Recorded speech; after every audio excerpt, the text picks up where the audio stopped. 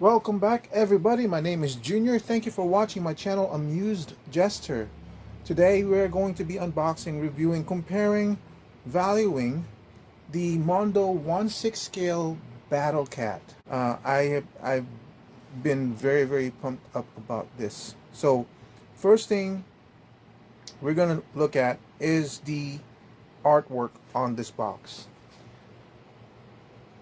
I've shown the artwork from other Mondo boxes and I've been impressed with it. This is no less spectacular. So much so that I'm so tempted to just go ahead and cut this out and frame it. This is it's just beautiful. It's, you know, it's, what can I say? The only thing is mine does have a crease over here. So it probably got bumped or anything. So I don't really see it that much. So I think if you can frame it, I can frame it out. But man, this artwork is beautiful, and whoever was doing the package design on this one, I think they all recognize that it is quite a very attractive artwork. So they minimized the stuff that they put in here. This, I think this, no, this is not a sticker, I don't think so, but it's an embossed Mondo thing. But I mean, it doesn't detract from the main artwork itself. In fact, the way they placed it, it basically centers your line of sight right here along this line, which is kind of like an X going across Battlecat's body. So you're basically like centering here. Whoever designed this is really good, really good. Yeah, so it's really a beautiful piece.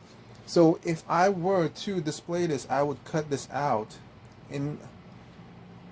I don't really mind because this thing is massive. This box is massive. I don't know if I have any place to put this in and still display this artwork. I'll have to think on that. But the best course of action would be just to cut it out and just frame it on the wall. So let me switch to camera views. We're going to unbox it really quickly. Okay, what I've done is I've gone ahead and removed the styrofoam out of the box just to make it easy to see. So this thing is so big that my camera stand is barely big enough to cover it up. The other thing I've done is I've cut away the styrofoam. This is basically has a tape all around the styrofoam, and I've cut it on the side. This is premium packaging for a premium product. You see a Mondo stamp over here with mondoshop.com. This is very well protected, so even though my box got dinged, I don't think that anything on the inside got dinged. So let's go ahead and open it up. It should hinge out pretty easily. So the back is upside down. The cat is upside down. So it's covered with this some sort of opaque plastic. That's good. I noticed that somebody did an unboxing. I forgot his name. But anywhere that the plastic might have touched the styrofoam, you might see some styrofoam stuck. But that's only because of the heat when it got transferred or transported and everything. So let me turn him right side up. This is a heavy item too, by the way.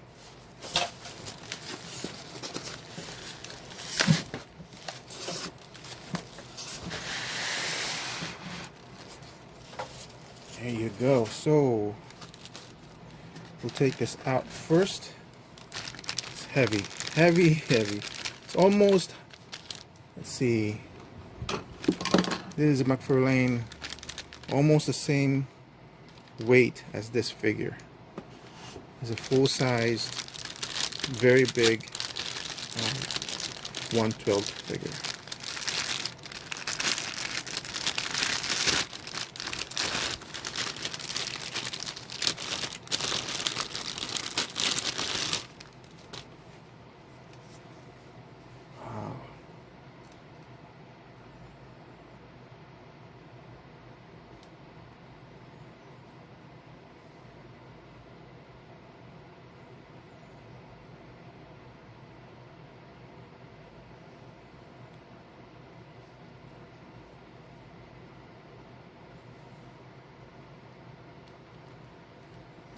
They really did not skimp on paint application on this figure.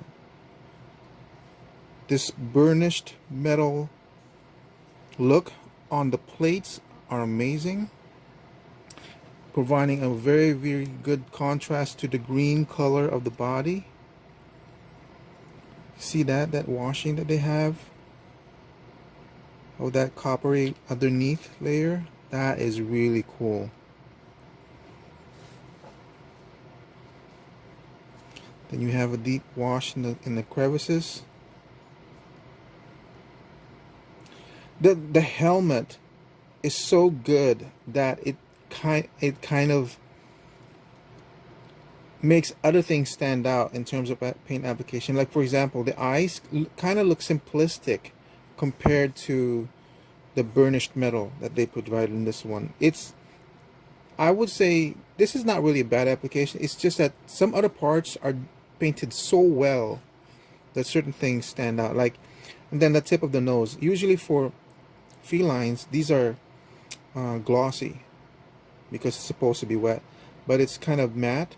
But that's only standing out because of how good this metal is and how good this tongue and this whole mouth is.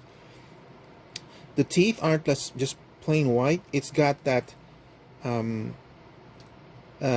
look where of an animal's teeth where it's got decay and, you know, obviously no toothbrush or anything like that. And then you look at the painted tongue. The painted tongue, man, look at that. The tongue alone has like several layers of colors and washes. And because it's not matte like the rest of the fur, it really stands out. The mouth really stands out on this thing. Honestly, if they had the only thing this thing is missing is a clear coat varnish that would make this thing feel like there's saliva dripping on this thing. That's the only thing. Like maybe another 2 layers of top coat of clear, glossy clear on the mouth alone would make this thing so much more pop out. And then for the eyes, maybe another clear coat and glass just on the very top. Maybe like just on the corner, like a deepening more of the color, just to make it more rounded. But that's just like very, very nitpicky. That's more like customizations for those people who are good at making this really pop. Mondo, the way this thing is painted, it's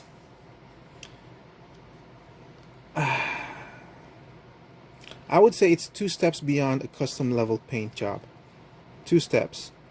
You know, if it had been second step below would have been like maybe clear coating this and then the eyes, and then set something else in the fur to make the deep shadows stand out. But the sculpture is so layered that it really doesn't need it, but it could still just a little bit more, like a deeper wash just in the here. It would make those fur stand out a little bit more.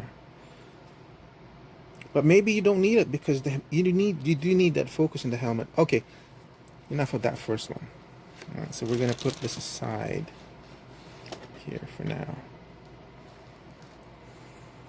And let's see, there's another head over here. Oh, this is the Cringer head.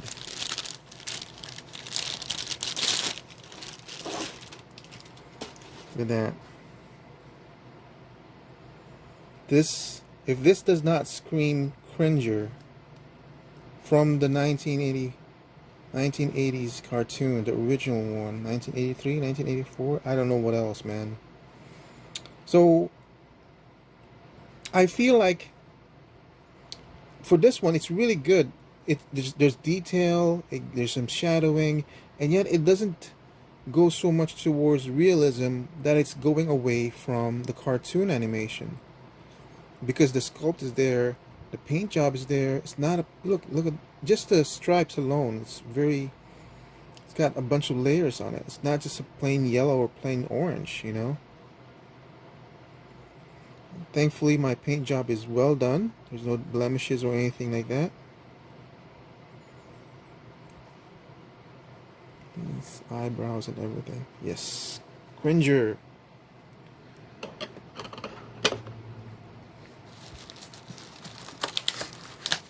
This is gonna be a long review, guys.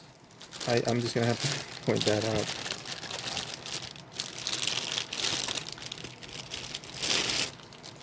Now, a completely unhelmeted, ferocious, that's all I can say, is ferocious sculptor did a very, very good job of depicting a very ferocious animal.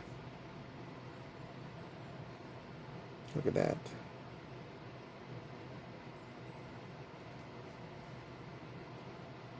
It almost looks like a head mount.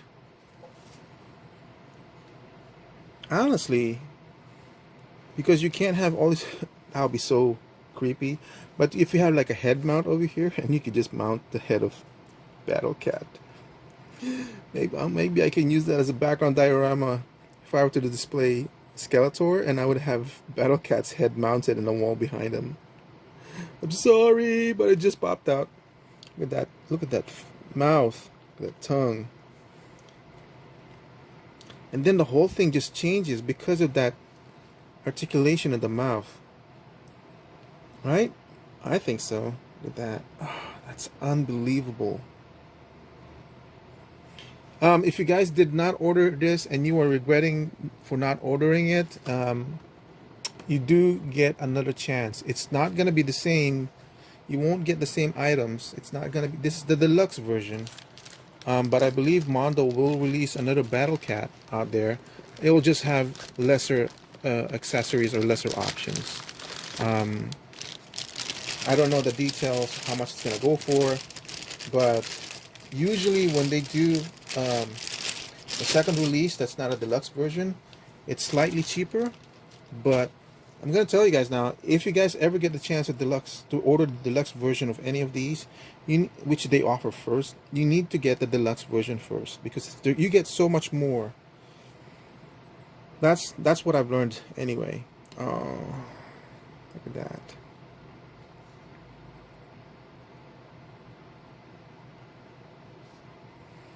And this one, again, the eyes, I think, just needs a little bit of gloss, like a clear coat, just to make it pop a little bit more. This is non-articulated. It's basically a statue, but it does the job.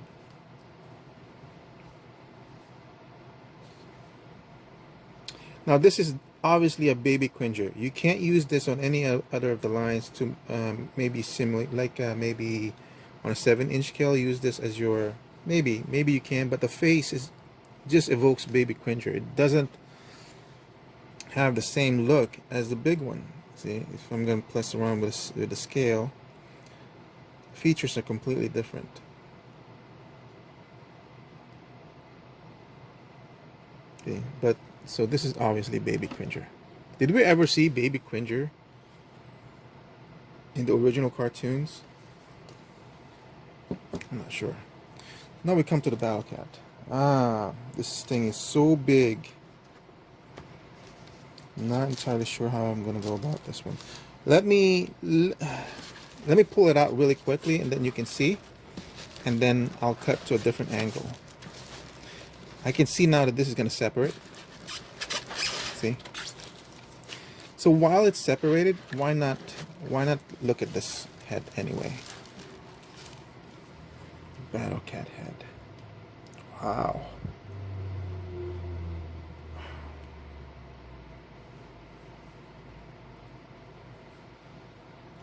This looks like foam, this white stuff. So I'm gonna clean that off before we return to the next once I have plug it in.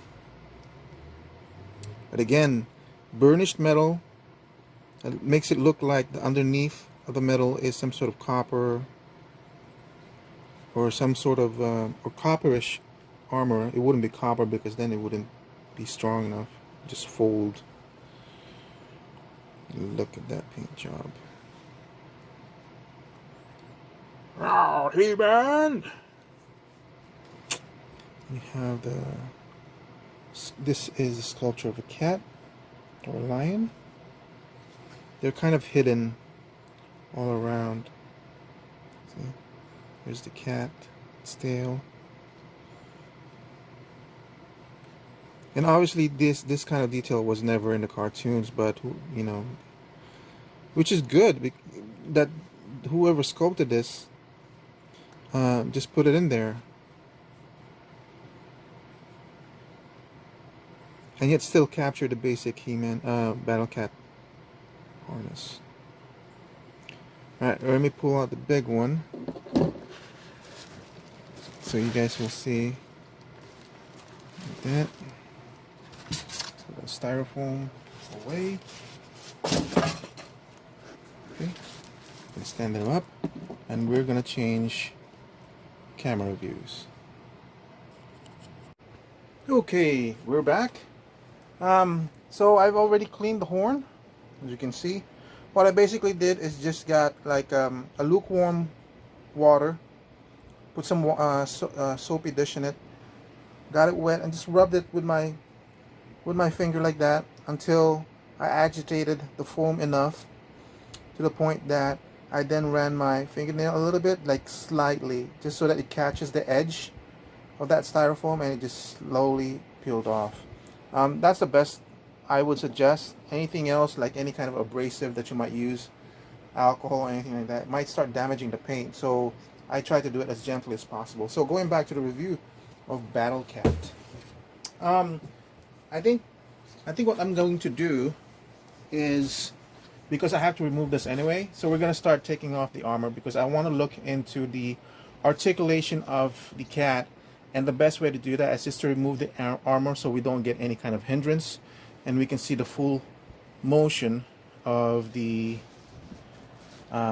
figure. So from what I've seen, some parts might be off camera when I'm doing this, because this thing is tough. You remove the paws, just pull it out straight.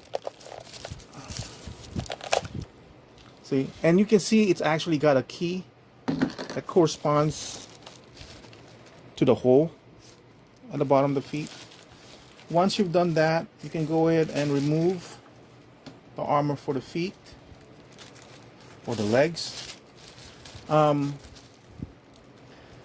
The reason you guys probably know this, but the reason why they're putting this is because of paint rub. This is just to minimize the paint rub from the armor to the legs. I'm not saying it's going to happen that easily, but for their sake, so that it arrives at our hands in pristine condition, they just put it in there. And then from what I've seen is, because this is soft rubber, these basically attach as a peg. See? Now you can remove the armor. I know one of them, Carlos Espinosa, pointed that out, but there was another YouTuber who did a video review and he did the same thing.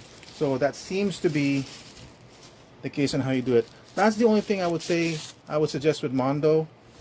Instructions would be great, or if you can, get one of those QR codes, and then you can that just points towards your website, and wherein you have the video on how you disassemble this, because that way, if anything happens, you can point out that, well, here's the instructions, this is how you properly do it to minimize any damage to your figure, blah blah blah.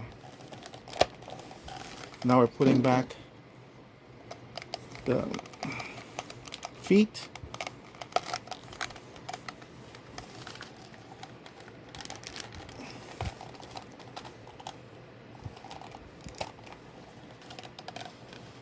I'm gonna put aside the armor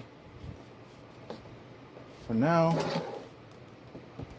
and we're gonna put in the unhelmeted head that came with it. Now the head does not have the key that the feet or the paws does. It's just a straight on peg. Now the other thing too, man, this thing is tough. The other thing too is that, as you can see, it's just a straight peg.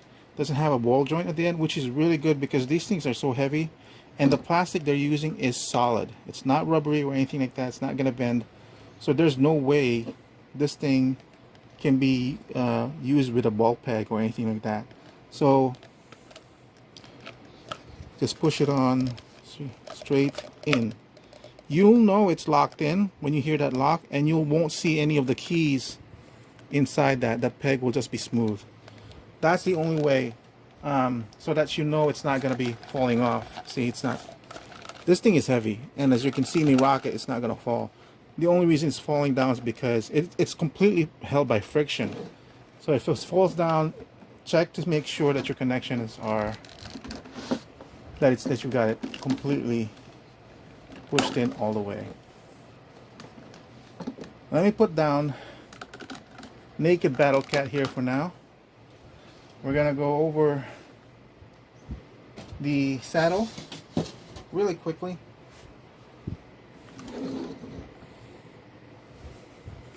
Again, the amount of detail that the artist has done to make sure it's not just a flat surface.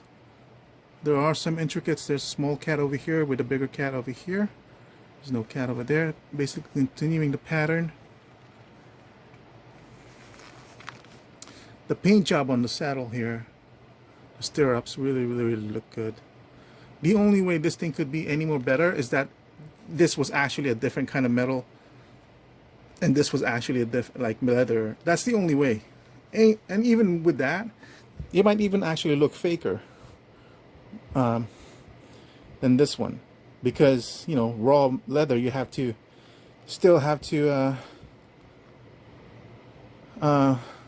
do some stuff in it to make it look like it's old, worn out leather, and it's like big for its size, you know. The saddle is really good. Looks like old leather as well. You have in here, over here. Now here the relief is a little bit higher on the cats. One cat here, bigger cat there, and the armor is segmented like real armor. Unlike real armor, which would have been here, they segmented it on this side, but it's still, that allows for the movement on this armor, as you can see. This reminds me of a lobster. I'm getting hungry. Yeah, so you'll have a lot of movement. Very armor like. Whoever thought about it, like, whoa, let's just make it real armor. That's excellent.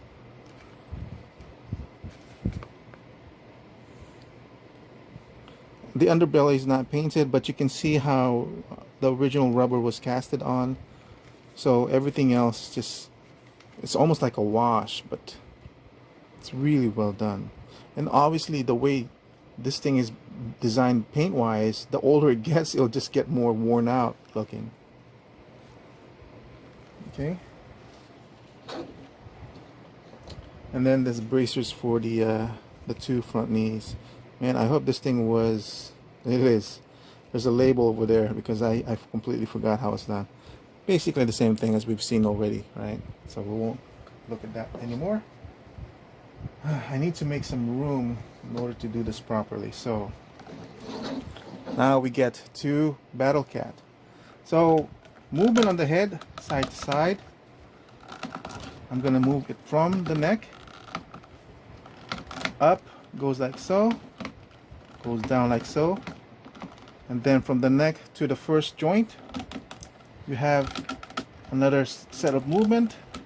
Not much, but maybe like 5 to 10 degrees sideways. Maybe no, this one basically just goes straight up. It won't go straight. Maybe a little bit. No, that's the head moving. So then let's move it down.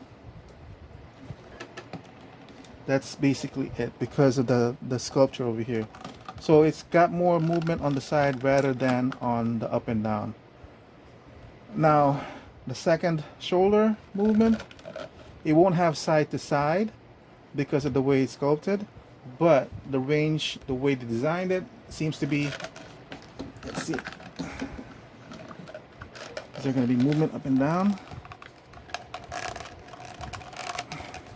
No, there's just way too little. Let me move this out camera. So it's more of a breathing space. You won't be able to get any kind of movement in this one because the way it's sculpted, there's not a lot over here. I wouldn't even force it. You might even cause some paint rub. The movement you're gonna get up and down is from here. So this one goes up like so. nothing going down, a little bit to the left and right or sideways. So it goes like that, that much. It's pretty good. Okay? But you won't get anything from here. So in conjunction with that, with a little bit of the head, get a little bit more bend. Now we go back to the back. Now you see a little bit to the left and right, so that increases your range a little bit more, and a little bit more where it would go straight line here, but a little bit more going inwards. And then after that it stops because again the sculpture. So that's it for the body. God, this thing is heavy. Like, I'm kneeling on the table just to get this right. My back's beginning to hurt. I saw that somebody when twisting this thing could pop out. Let me see if I can pop it out. It's pretty stuck on mine. I'm not gonna force it, but if it does, I saw him pop it back on. And I saw that this thing is a bendy rubber tail. So you can bend it straight if you want. You can curl it up if you want. Now let's look at the back legs. Is there outward movement on the back legs? Yes, but very, very slight. Did you see the difference?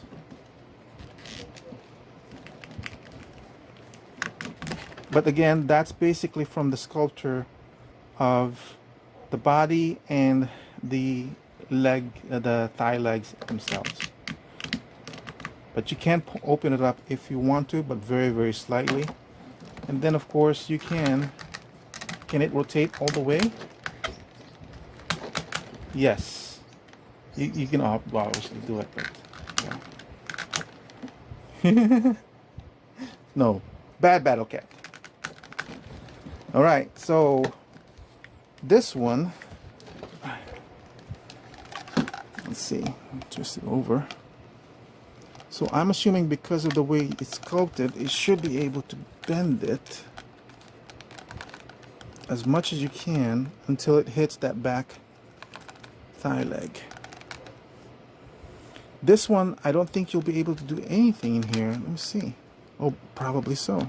Yes, so you can put that straight all the way as you can and rotate it from here. Can you twist it all the way around? You don't, I mean, I don't know why you want to, but you can at least do it that much. This one you can too.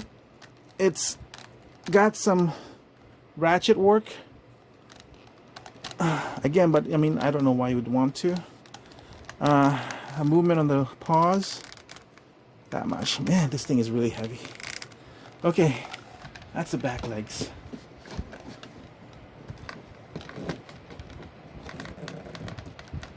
Now, because this thing's heavy, I'm gonna go ahead and do my comments on the movement of the back legs. I do wish that it was possible for this to move a little bit more wider, or something like that, because I can't. I would like to be able to move this like so. But obviously I can't, because see how this is going on right now. So I think I can twist this out. No, I want this to be a little bit more out than that. Okay, so let's look at the front, because this thing is obviously too in for me. I would rather have it go out a little bit more. I don't know, if you can do it like this for the hands, because the sculpture, there's a little bit, as you can see. Okay, maybe a little bit more. There is something there, the way they constructed it. Maybe a little bit more, like that. That's what I wish the back one had as well. The way they constructed it, they sculpted it, see how this bows inward? That's what's missing in here. I think if they had made this sculpture See how this one is just narrow like that? If they're constructed it so that this one goes a little like goes like so, this one's lower, then I think that could have been accomplished. But I don't know if, you know, it's, see how this one, see how this thing works? This one goes overhang, and then you have the leg over here. But, you know, aesthetic wise, I'm sure they were thinking about that. But because look, having it wide stance like this completely changes the attitude of the animal, right?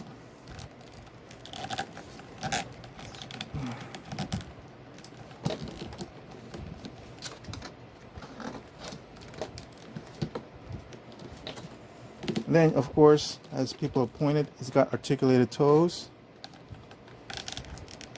The flock panther won't have this because I can see why, because it will cover up these joints over here. There's not a lot of movement, but it's there. That way you can kind of plant his paws firmly on the ground. It doesn't have that articulation in the back. That's just straight sculpted on. As you can see, because of the changes of the hinges and the joints, the smooth, you can't really smooth that out. I noticed that in their Beastman, this was sculpted and it's not smooth, so it makes it really more look coalescent to just, so it doesn't stand out. But having this on will eliminate that. The same thing with the joints, obvious joints that we're seeing over here, that will all be eliminated by the armor. But that's basically it for the articulation. But see how his back legs is leaning like that? That's because it's too closed in.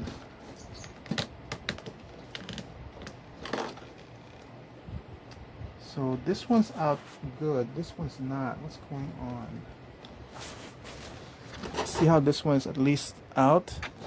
This one's going in. So there's something going on with the articulation.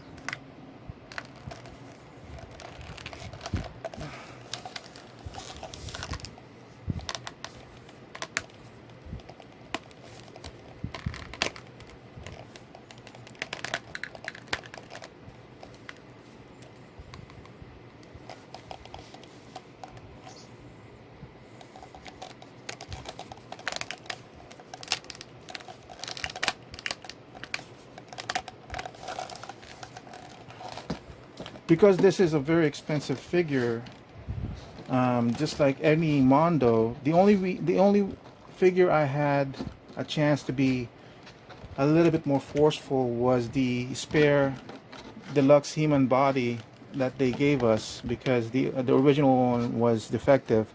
I was able to push that, but this one, obviously, because it's more expensive, I'm so afraid to do so. So I'd rather that this was a little bit more out, and I can't figure out why one side goes more outward and then the other one doesn't. As you can see, the joints are very strong enough to support not only this weight, but remember, you have to put on He-Man. So I'm putting pressure on it and it's keeping it right. And this is the moving joint too. So this is really, really well done. It's gonna be hard to move it, but it's good that it is, because it's a very heavy piece. See how this one is not as sitting flush to the ground? That's where the articulated paws really comes in handy. But you know, just move it a little bit and it stands naturally. Wow, that is just amazing. Even without the battle harness, he looks ferocious already. Alright, so let's put on the battle harness. I'm gonna do this off camera. I'm kind of getting tired.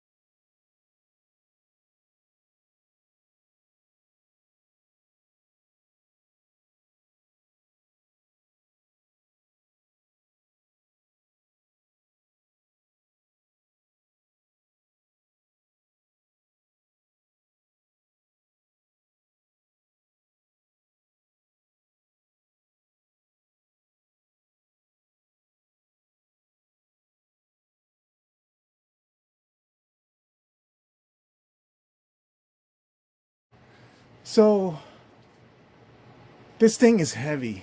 It is. And the way the armor is constructed, once I would suggest, if you're going to move the head in a pose, because I've done it off camera and I've stuck this in as much as I can, and I've seen it to I've heard it all go all the way in. But the moment you move this head, it's gonna pop off. However much you push it in, there's just no way of avoiding it. So I would suggest that if you want to lift this head, see how it popped off like that? I would suggest move this to the position you want the head to be in, and then try to put it like that. This is barely on there. If it had been possible to make this slightly longer, because it's only that like maybe 3/4 or half of an inch in there, but the way everything is fighting, that's the best way to pose that head up. So you're just basically hanging it up like on a wall hanger. Don't even bother attaching it and then moving it up. You're just gonna get frustrated. But this thing is strong enough. This thing is so strong. Notice that I'm using a lot of force on that one. So pose the peg, hang the head. Pose the peg, hang the head. That's the best way to do it. And you can still move the mouth and everything. So once it's hanging. The other thing too, I would suggest, if it was possible, to put a magnet at the end of this one and then that one. That way when you're hanging it, you can still have the magnet's attraction to really push it in there. That would be my one suggestion for anything this big again. And we know that they use magnets because of the clip. The magnet is not designed to hold the weight of the head. It's just designed so that it doesn't pop off as easily. I think that would work. And I have a magnet that size, which I think I'll try that.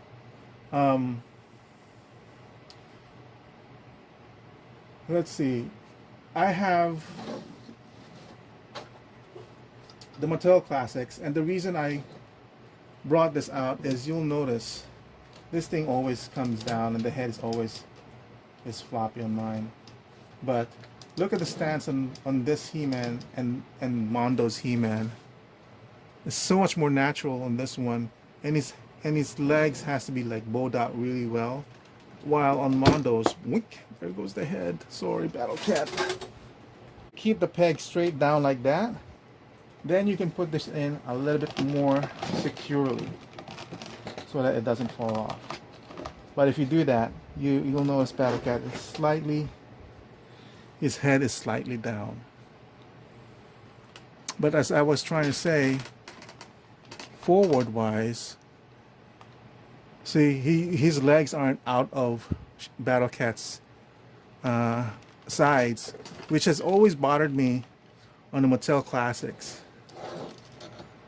And then the same thing with the Masters of the Universe, Mattel, the new one.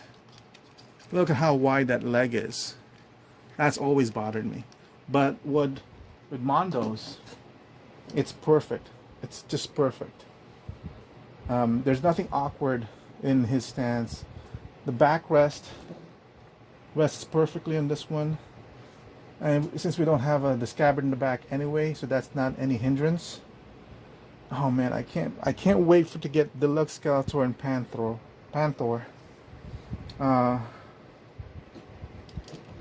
And also, now that I'm looking at Mondo's, I'm looking at Classics. Battlecat seems a little too small for the Classics He-Man. The Masterverse was a better proportion because, I think. But Mondo's is proportioned better than Classics. Proportioned well in general, I think. Anyway, this, I think it's gone on long enough. It's very, very well worth the money I spent for it. What was this? 600, 550, 500. But it's definitely well worth it. It's a beautiful piece. I'm gonna try to somehow concoct a base so he can be rearing up on his hind legs.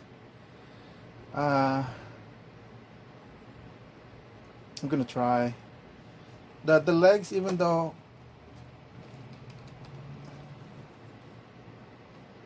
it's good enough like that. I wish it had, you know what? I wish it had a peg system on the leg so it can be pegged, and it can be forced a little bit wider.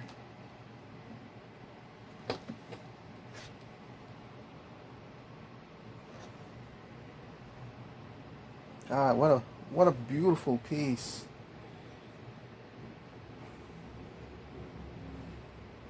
Well, anyway, thank you for watching, and I'll see you in the next review. Have a nice day.